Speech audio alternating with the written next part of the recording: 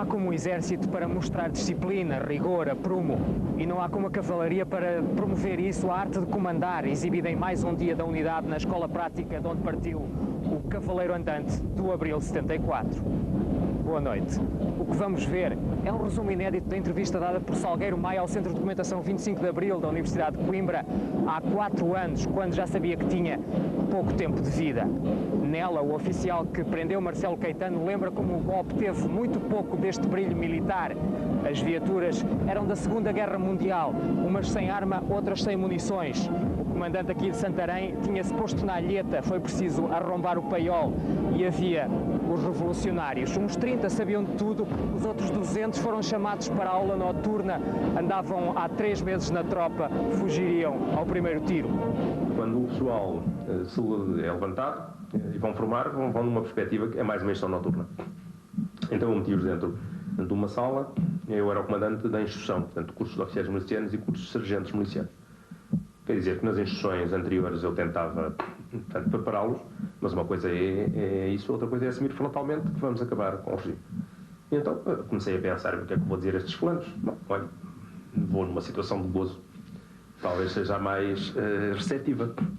E então disse-lhes, olha, meus senhores, estamos aqui, porque como vocês sabem, há várias modalidades do Estado se organizar. Há os Estados socialistas, os Estados ditos comunistas, os Estados capitalistas e há o Estado a que chegamos. Eu proponho acabar com o Estado a que chegamos. De maneira que quem quiser vir comigo, vamos para Lisboa e vamos acabar com isto. Bom, e mais uns considerandos. Disse, bom, quem for voluntário sai e forma lá fora. Quem não quiser sair fica aqui. Bom, a piada é que toda a gente foi formar lá fora, não ficou ninguém na sala. Quando a Frelimo inicia as operações de guerrilha em Moçambique, Salgueiro Maia entra na Academia Militar. Estamos na classe de 64, das primeiras a não ter uma seleção elitista e nem mesmo férias grandes para responder ao esforço de guerra nas colónias. Salazar decretara a cruzada por Angola uns anos antes, andava o filho de ferroviários no Liceu de Leiria. Já tinha as dúvidas que haviam de crescer com a geração do Maio, 68, 69, rumo à guerra em Moçambique. E, no entanto, acreditou num imenso Portugal. É o período em que começam as primeiras agitações estudantis e é o período em que, apesar de eu entrar em todas elas, não tinha qualquer sustentáculo político. Portanto, no fundo, contestava-se o regime porque, portanto, era flagrante que o regime não servia e até porque a juventude, por princípio, está contra a autoridade e era talvez até nessa linha que surgiam essas manifestações. No entanto, eu estava convencido de que haveria que na propaganda do regime alguma coisa fosse verdade, que havia a capacidade de construirmos uma sociedade multirracial e é dentro dessa linha que eu sigo convencido que estava a garantir, estava investindo numa causa justa. É depois relevante o facto de que começa a aparecer em Portugal as descrições da campanha da Indochina francesa e inclusive da Guerra da Argélia. Por exemplo, Jean Artegui é um homem que faz vários livros e por esses livros nós começamos a verificar que o que temos nas nossas frentes de combate é a repetição. Nos convívios, lembro-me concretamente de medicina, onde eu começo a encontrar os meus colegas de liceu. E o interessante é que há alguns que sabiam que eu estava na Academia Militar, quando me viam, diziam, pá, não venhas para aqui dizer que estás na Academia Militar. De qualquer modo, disse que quando partiu para a primeira comissão, escolheu ou pediu para incorporar a companhia de comandos. Eu optei por escolher uma companhia de comandos por considerar que, portanto, ainda mais que o Esquadrão do Reconhecimento, a companhia de comandos seria o sítio onde eu poderia ser mais útil e onde efetivamente aprendi mais no ano útil a quem? Em termos da minha epopeia de salvação da pátria. Somos filhos da madrugada, pelas praias do mar nos vamos, à procura de quem nos traga verde oliva de flor no ramo. Navegamos de vaga em vaga, não soubemos de dor nem mágoa, pelas praias do mar nos vamos, à procura da manhã clara.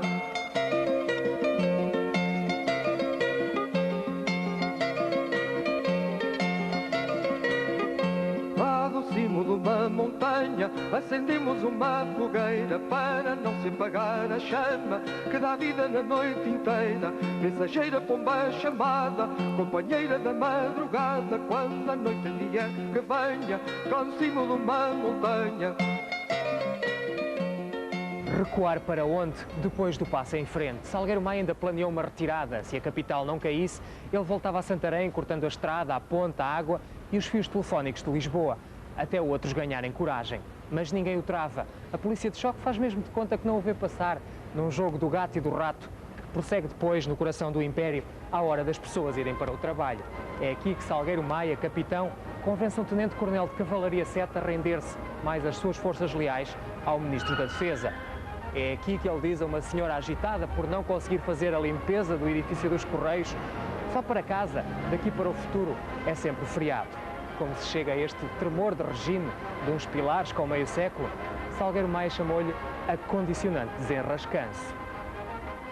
Nós tínhamos planeado a ocupação sobre o mapa do CNI e em que cada viatura, cada chefe de viatura sabia o seu lugar. Portanto, as viaturas, conforme estão entrando no terreiro de passo, vão a seguir para o lugar pré-determinado, o que se faz em segundos.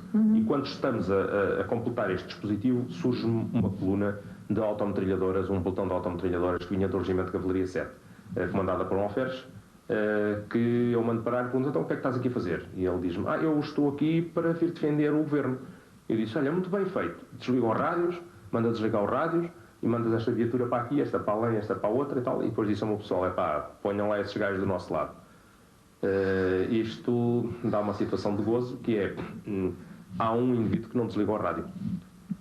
Entretanto, aparece junto de mim um brigadeiro a dizer que me ia conduzir ao Sr. Ministro da Defesa.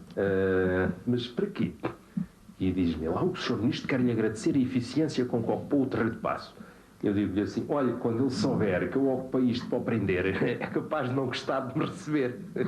Isto porque, na realidade, portanto, eu não conhecia os ministérios, não sabia como é que aquilo era lá dentro. Porque o que estava previsto eram as tropas de Jaime Neves prenderem os comandantes das unidades de Lisboa e depois irem lá para prender os ministros. Portanto, estive-me nas tintas para saber quem é que lá estava ou quem é que não estava. Fechei a zona toda. A minha preocupação era garantir o Banco de Portugal, era garantir a Marconi, garantir que a divisão da polícia estivesse quieta e era garantir que depois os ministros não saíam dos ministérios. Portanto, neste intervalo, o tal brigadeiro telefona ao ministro e diz que está preso. O ministro diz para o Regimento de Cavalaria 7 que está preso. O Regimento de Cavalaria 7 contacta com o único rádio que lhe responde, que é o da tal viatura, em que dizia: então, mas vocês o que é que estão a fazer? Então a gente está a cumprir a missão. Mas vocês estão a prender o ministro? Não estamos nada. Não é? Então, e dá uma confusão danada, que durante quase uma hora o ministro berra que está preso e a Cavalaria 7 diz: não, senhor, que as tropas estão lá a defender, porque o tal fulano pela rádio dizia que estava lá a fazer o que eu tinha mandado. Esse foi o primeiro. Isto só vem baralhar a escrita quando me aparece o Furriel a dizer: mas, ó meu capitão, estão no rádio a dizer que eu estou do lado errado. Mas estás do lado errado? Qual a rádio? Pois é que eu percebi. Mas estás a ligar com quem? Cavalaria 7. Eu disse: à sua besta, não lhe disse para desligar o rádio. Disse: sim, senhora, estava a desligar o rádio e não me chatei. Isto é para demonstrar que, mais uma vez, que aquilo tudo estava colado com concursos. Quer dizer, sim, era sim. Tal lema que a sorte protege os audaces que funcionavam. Com certeza que quando a audácia acabasse, olha, a paciência, acabava-se tudo. As armas não seriam muito boas para substituir. Um povo de camponeses dá a luta ao melhor exército do mundo, cada vez mais atolado na guerra do Vietnã.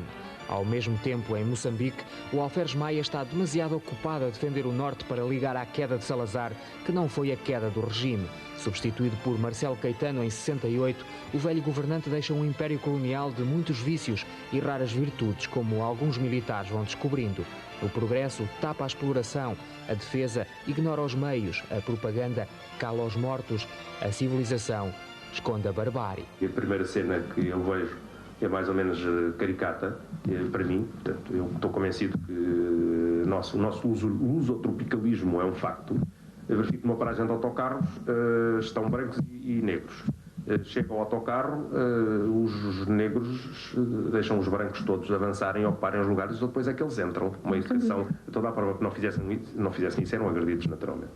Vou ao Café Portugal, que era considerado um café lá do sítio, e assisto a outra cena também ímpar. Um indivíduo com aquela fardamenta característica do colono, que parecia, era pelo menos característica em Moçambique, que era o safari, dizer alto e bom som, vejam lá isto, agora chamam o meu filho para a guerra. Então já não há soldados em Portugal para virem para cá, é preciso que o meu filho vá para a guerra. Quem é que toma conta dos presos?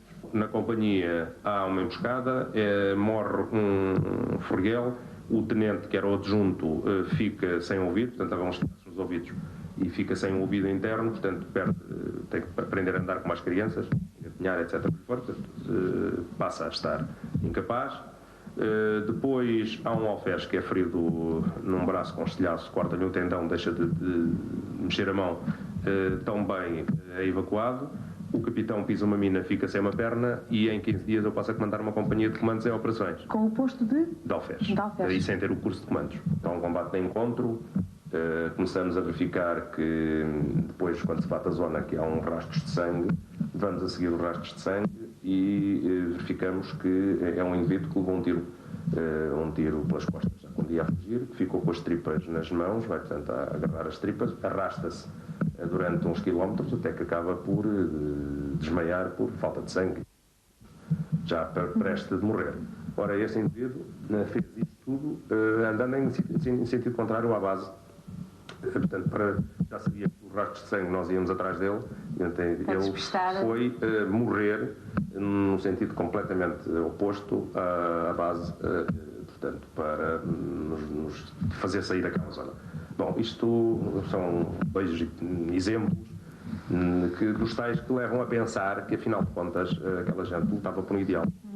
E que este ideal era capaz de ser tão coerente como foi para nós a nossa independência em 1940, com a diferença de que nós, portanto, falávamos a mesma língua, tínhamos os mesmos costumes e a mesma religião, e eles tinham todo um contexto cultural completamente oposto. Portanto, começa aqui a discussão de o que é justo. Vítima de só haver vaga entre uma mão e uma espada, mas que maneira bicuda de ir à guerra sem ajuda.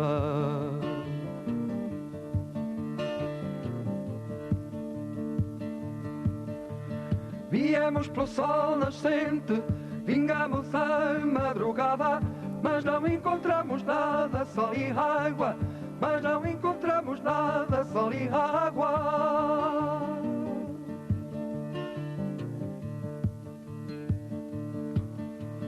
De linhas tortas havia um pouco de maresia, mas quem vencer esta meta, que diga se a linha é reta, mas quem vencer esta meta, que diga se a linha é reta.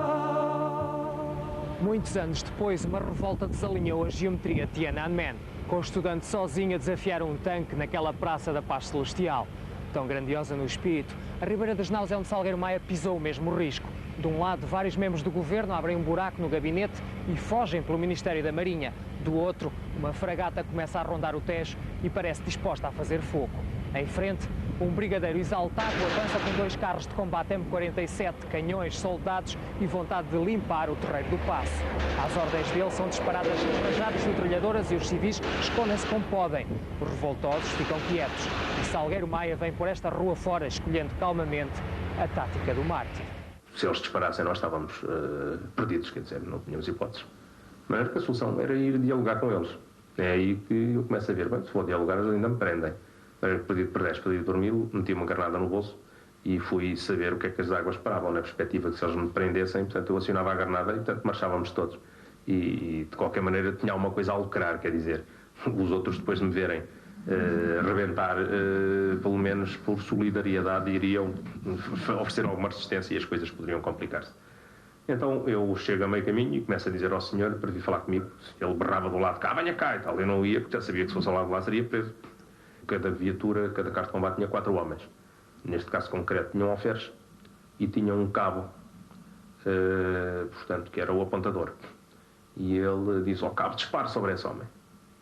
E eu continuei, portanto, aí também tinha 2 opções, que era ou tentar correr junto àquele murozinho de baixo que está virado ao rio, o que à partida poderia acionar o complexo do caçador, que é disparar sobre a caça, ou então ficar em provocação quieto, olhando placidamente para os aparelhos de pontaria que aumentam 7 vezes, na confiança de que um indivíduo que está para disparar sobre um fulano, que vê aumentado 7 vezes, que não lhe faz mal nenhum, não é assim uma coisa muito agradável de fazer. Portanto, confiado nisso, eu continuei quieto. E o cabo recusou-se a disparar. Bom, aí o brigadeiro, que se viu desautorizado até por um simples cabo, achou que era de bom termo retirar. Conforme o brigadeiro marcha em direção ao Cais de Sodré, aquela gente marcha em direção a mim. E vem-me dizer, nós estamos consigo, e mais não sei quantos. Bom, e é aqui que eu vejo que o 25 de Abril está a ganho. Quando as pessoas começam a perder o medo, também é contagioso. Portanto, muitos elementos que à partida existiam nas posições em que estavam porque tinham medo, que se começam a ver os outros a partir as amarras, eles também as partem por arrastamento. E, portanto, aí chega-se a tal situação. O regime eram meia dúzia de indivíduos que viviam à custa do contexto. Portanto, são esses que ficam isolados porque toda a gente alijou a carga. Claro, com portanto, dois argumentos de peso, a opinião pública, por um lado, mas também a comunicação social, a dizer que nós tínhamos uma força que não tinha. Houve uma jogada de bluff absoluto. E essa jogada, por arrastamento, fez desmoronar o castelo, mas efetivamente sem base. Isto é, nós não tínhamos força, mas não tínhamos outra solução. Spínola é o senhor da Guiné e da Conquista no início dos anos 70. Certo dia repreende o agora capitão Maia por tocar músicas de Zeca Afonso, mas nada de grave. Este general de cavalaria que há de inspirar a revolta fracassada das Caldas um mês antes do 25 de Abril. Este comandante-chefe que há de escrever a certidão de óbito do regime com o livro Portugal e o Futuro. Este governador-geral que há de injuriar a direita guerreira por achar a questão colonial sem solução militar. Sabe que não pode exigir muito mais aos homens dele. Estão numa Guiné de zonas libertadas, próxima da independência, que também vê nascer o movimento das Forças Armadas. Quando nós temos conhecimento de que o general Spínola tem contactos com Senghor e tem contactos com Amílcar Cabral, que Amílcar Cabral se propõe fazer um cessar-fogo em que durante 10 anos nós comprometemos-nos a ensiná-los a serem independentes, portanto a criarem as suas estruturas para ao fim de 10 anos se discutir se eles são totalmente independentes ou se constituem uma federação e mais não sei o quê. Portanto, julgo que a saída ideal para a guerra, Marcelo Caetano responde que da Guiné se sai derrotado ou vitorioso, não há negociações. Portanto, com os dados que já tínhamos e com esta resposta, o 25 de Abril tem que acontecer e vamos lá, é talvez um incentivo maior para que aconteça o 25 de Abril. Para o soldado, o ir para a guerra era efetivamente uma situação traumatizante, era uma causa que não lhe dizia quase nada e passavam a comissão contando os dias para a comissão acabar. Ora, quando a companhia já acabou a comissão, já entregou todo o material de guerra, já só tem as malas na mão para embarcar no outro dia, nesse dia recebo uma chamada telefónica a dizer que nós já não embarcamos e que vamos fazer uma operação por 8 dias. A operação por 8 dias é uma operação que acaba por ser por 6 meses e quando me dão o armamento para eu ir à nova comissão, não há morteiros para distribuir, não há granadas de morteiro, portanto, só havia para dar G3 e munições para G3. Quando o inimigo cada vez tinha melhor armamento e melhor equipamento. O caminho que as coisas levam, nós vamos ter, em caricatura, vamos ter uma nova Índia na Guiné, vamos ter uma nova Rodésia em Moçambique e no mínimo no sul de Angola, vamos ter um grande campo de concentração em Cabo Verde e vamos ter um cemitério enormíssimo em Portugal. O regresso era um regresso a uma sociedade completamente aliada do sacrifício da guerra, que nos dava a sensação de perfeita irresponsabilidade portanto, vinha forçar a nota a dizer, então passámos por aquilo tudo e agora chegamos aqui e isto, quer dizer, é o salve-se quem puder em termos económicos, portanto, no fundo a guerra só está a servir para que meia dúzia de indivíduos lucrem à conta dela, esquecendo o sofrimento de todos, quer dizer, de nós e dos outros. Um dos grandes problemas da oposição aqui em Portugal foi sempre, conspirava-se, mas quando chegava à altura de avançar com a conspiração, ruía tudo, porque não se entendiam na divisão do poder, e isto gerava inclusive traições. O indivíduo, porque não constava na hipótese de ser ministro, ia dizer os outros gajos andam a conspirar, nós, e isto é para mim muito importante, 99,9%, pontualmente as únicas exceções será o Melo Antunes, o Vítor Alves e pouco mais, não tinham qualquer capacidade política, isto é, o portanto não tinham qualquer influência marxista ou de outra natureza qualquer, portanto perfeitamente zero. Ora, politicamente, os milicianos sim. E quando vêm, depois do 25 de Abril, vêm em termos políticos, depois agitar as águas e, portanto, em termos conspirativos, os milicianos estavam perfeitamente, e os civis, fora do contexto, porque era a única maneira de mantermos a cabeça, porque senão nunca tinha havido o 25 de Abril. A gente ajuda, havemos de ser mais ou vencer. Mas há quem queira deitar abaixo que eu levantar. A bucha é dura, mais dura é a razão que assustar. Só nesta rusga não há lugar para os filhos clamar. Não me obriguem a vir para a rua gritar, que é já tempo de embalar a trouxa e zarpar.